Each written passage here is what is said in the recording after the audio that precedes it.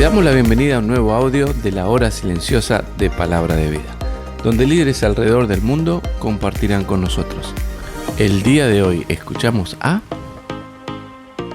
Hola amigo, Dios te bendiga, te saluda Luis Felipe Savión, soy misionero de Palabra de Vida en Honduras. Y hoy vamos a meditar en Génesis capítulo 4, del verso 25 a Génesis capítulo 5, verso 14. Dice la palabra perfecta de Dios: y conoció de nuevo Adán a su mujer, la cual dio a luz un hijo, y llamó su nombre Set, porque Dios, dijo ella, me ha sustituido a otro hijo en lugar de Abel, a quien mató Caín. Y a Set también le nació un hijo, y llamó su nombre Enos. Entonces los hombres comenzaron a invocar el nombre de Jehová. Este es el libro de las generaciones de Adán. El día en que creó Dios al hombre, a semejanza de Dios lo hizo. Varón y hembra los creó, y los bendijo, y llamó el nombre de ellos Adán, el día en que fueron creados. Y vivió Adán 130 años, y engendró un hijo a su semejanza, conforme a su imagen, y llamó su nombre Set. Y fueron los días de Adán después que engendró a Set 800 años, y engendró hijos e hijas. Y fueron todos los días que vivió Adán 930 años, y murió. Y vivió Set 105 años, y engendró a Enos. Y vivió Set después que engendró a Enos 807 años, y engendró hijos e hijas. Y fueron todos los días de Set 912 años, y murió. Vivió Enos 90 años, y engendró a Cainán. Y vivió Enos después que engendró a Cainán 815 años, y engendró hijos e hijas. Y fueron todos los días de Enos 905 años, y murió. Vivió Cainán 70 años, y engendró a Maalaleel. Y vivió Cainán después que engendró a Maalaleel 840 años, y engendró hijos e hijas. Y fueron todos los días de Cainán 910 años, y murió. En este relato nosotros podemos ver una genealogía, un listado de nombres. No quiero que lo pases por alto y que puedas ver las riquezas de todo lo que el Señor tiene para nuestros corazones hoy a través de este listado de nombres. Este relato, esta genealogía, funciona como una especie de prefacio para el relato del diluvio. Pero las genealogías son de suma importancia en la Biblia, nos proporcionan grandes trasfondos históricos, pero también nos dan grandes enseñanzas acerca de quién es nuestro Dios. Y en primer lugar, nosotros podemos ver cómo esta genealogía nos señala a un Dios que actúa en la historia. Y eso es lo primero que vemos acá. Vemos a todas estas personas naciendo y muriendo, viviendo una cierta cantidad de tiempo en un tiempo determinado, en un tiempo específico, con un límite en su vida. Y ese es un Dios soberano actuando en la historia. Ese es nuestro Dios. Es el Dios creador del cielo y la tierra, que nos ha concedido un tiempo establecido aquí para disfrutar, como vamos a escuchar, de sus bendiciones. Pero también es el Dios que controla absolutamente todo, quien nace, quien muere. Y eso, mi amado hermano, te debe llevar a descansar, a confiar en Él. Tú no eres Dios, tú no controlas el tiempo. Confía en el Dios que sí lo hace. Confía en el Señor del tiempo, el Rey de los siglos. Él ha controlado todo antes de tu vida. Él va a controlar todo lo que viene después de tu vida, y Él controla y está al frente de todo lo que pasa en tu vida. Nada escapa de su control. Pero también aquí vemos al Dios que bendice a su creación. Vemos a un Dios, como nos dice el verso 1 y 2, y como nos dice Génesis capítulo 2, que es el Dios que bendice a su creación, que nos ha bendecido. ¿Cómo?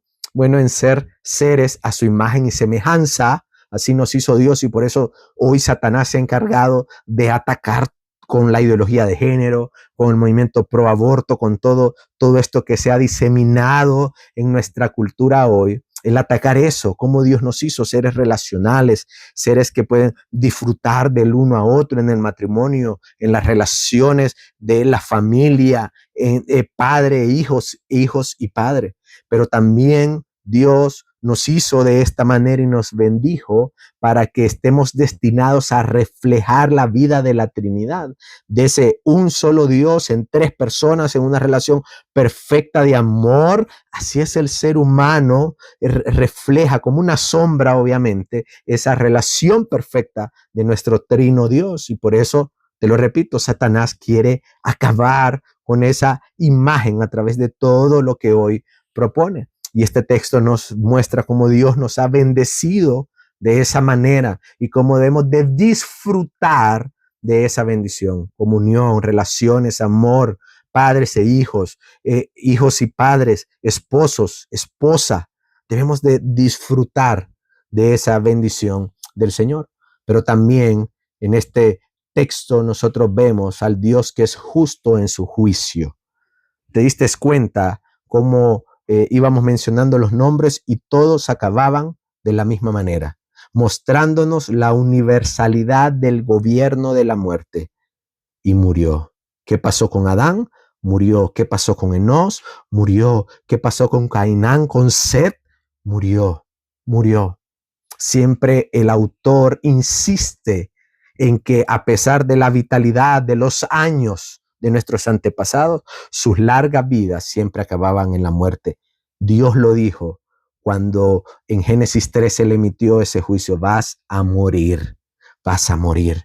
Y mi amado hermano, esto nos debe de llevar a nosotros a poder ver de que la muerte no era el plan de Dios. Es un recuerdo de cómo el pecado ha dañado la creación, pero que todos nos vamos a enfrentar a esa realidad. Pero hoy la muerte nos enseñorea de nosotros si tú tienes a Cristo.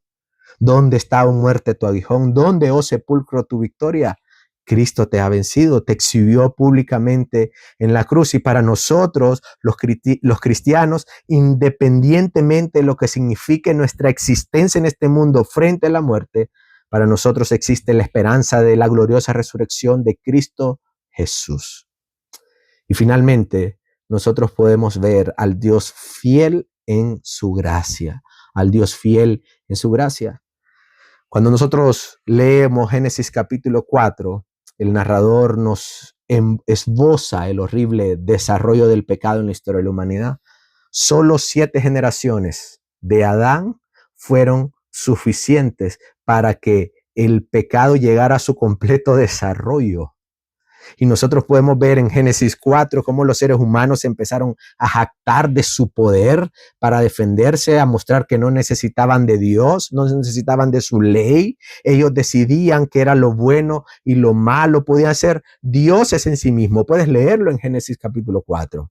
Pero nosotros podemos ver cómo Dios, aunque Caín mató a su hermano Abel, Dios ha puesto la simiente que él había prometido en Génesis 3:15. Porque cuando leemos Génesis 4:25, vemos que Eva dice: me ha sustituido otro hijo. Y ahí la palabra es simiente.